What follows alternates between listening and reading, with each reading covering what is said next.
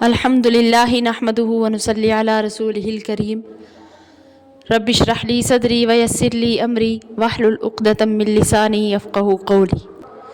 پچھلی آیات میں یہودیوں کے برے افعال اور بری خصلتوں کا بیان تھا، تو ان آیتوں میں سے پہلی آیت میں ان کے ایک ایسے ہی برے عمل کا ذکر ہے، اور وہ ہے عہد کی خلاف ورزی، کیونکہ اہل کتاب سے اللہ تعالیٰ نے یہ عہد لیا تھا کہ اللہ تعالیٰ کے احکام جو تورات میں آئے ہیں وہ ان کی اشاعت عام کریں گے اور کسی حکم کو اپنی نفسانی غرض سے چھپائیں گے نہیں۔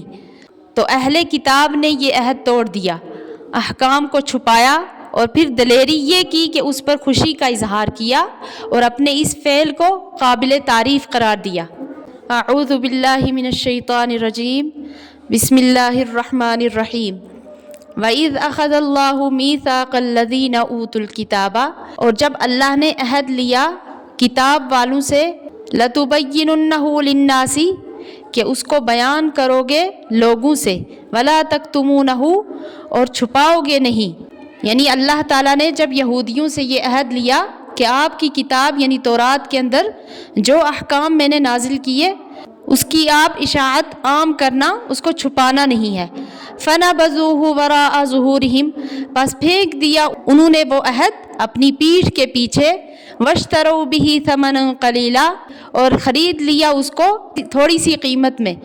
فَبِئْسَ مَا يَشْتَرُونَ، تو پس کیا ہی برا ہے جو وہ خریدتے ہیں۔ یعنی پشت کے پیچھے پھینکنے سے مراد یہ ہے کہ اس پر عمل نہیں کیا، تو یہ اس لیے کیا کہ ان کو دنیا کی لالچ تھی، تو اس کے بارے میں کیا فرمایا کہ انہوں نے اس کو خریدا تھوڑی سی قیمت یعنی دنیا کے بدلے۔ لا تحسبن الذین، تو نہ سمجھ کہ جو لوگ یفرحون بما اتوا، خوش ہوتے ہیں اپنے کیے پر، ویحبون ان یحمدوا، اور وہ چاہتے ہیں کہ ان کی تعریف کی جائے، بما لم یفعلوا، اس چیز پر جو انہوں نے نہیں کیا۔ فلا تحسبنہم بمفازۃ من العذاب، مت سمجھ ان کو کہ چھوٹ گئے عذاب سے۔ ولہم عذاب علیم، اور ان کے لیے عذاب ہے دردناک۔ فللہ ملک السماوات والارض، اور اللہ ہی کے لیے ہے سلطنت آسمانوں اور زمین کی۔ واللہ علی کل شیء قدیر، اور اللہ ہر چیز پر قادر ہے۔ تو ان آیتوں میں اہل کتاب کے علماء کے دو جرم اور ان کی سزا کا بیان ہے۔ وہ یہ کہ ان کو یہ حکم تھا کہ اللہ تعالیٰ کی کتاب میں جو احکام آئے ہیں ان کو سب کے سامنے بیان کریں گے اور کسی حکم کو چھپائیں گے نہیں، مگر انہوں نے اپنی دنیاوی غرض اور نفسانی لالچ کی خاطر اس عہد کی پرواہ نہ کی، بہت سے احکام کو لوگوں سے چھپا لیا۔ دوسرے یہ کہ وہ نیک عمل کرتے تو ہے نہیں اور چاہتے ہیں کہ بغیر عمل کے ان کی تعریف کی جائے۔ تو تورات کے احکام کو چھپانے کا واقعہ صحیح بخاری میں حضرت عبداللہ بن عباس رضی اللہ عنہ کی روایت سے منقول ہے کہ رسول اللہ صلی اللہ علیہ وسلم نے یہود سے ایک بات پوچھی کہ کیا یہ تورات میں ہے، تو ان لوگوں نے چھپا لیا اور جو تورات میں تھا اس کے خلاف بیان کر دیا، اور اپنے اس برے عمل پر خوش ہوتے ہوئے آپس میں آئے کہ ہم نے خوب دھوکہ دیا۔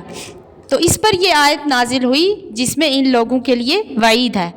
اور دوسرے، ان منافقین یہود کا ایک طرز عمل یہ بھی تھا کہ جب کسی جہاد کا وقت آتا تو بہانے کر کے گھر میں بیٹھ جاتے اور اس طرح جہاد کی مشقت سے بچنے پر خوشیاں مناتے، اور جب رسول اللہ صلی اللہ علیہ وسلم واپس آتے تو آپ صلی اللہ علیہ وسلم کے سامنے جھوٹی قسمیں کھا کر عذر بیان کر دیتے، اور اس کے طالب ہوتے تھے کہ ان کے اس عمل کی تعریف کی جائے۔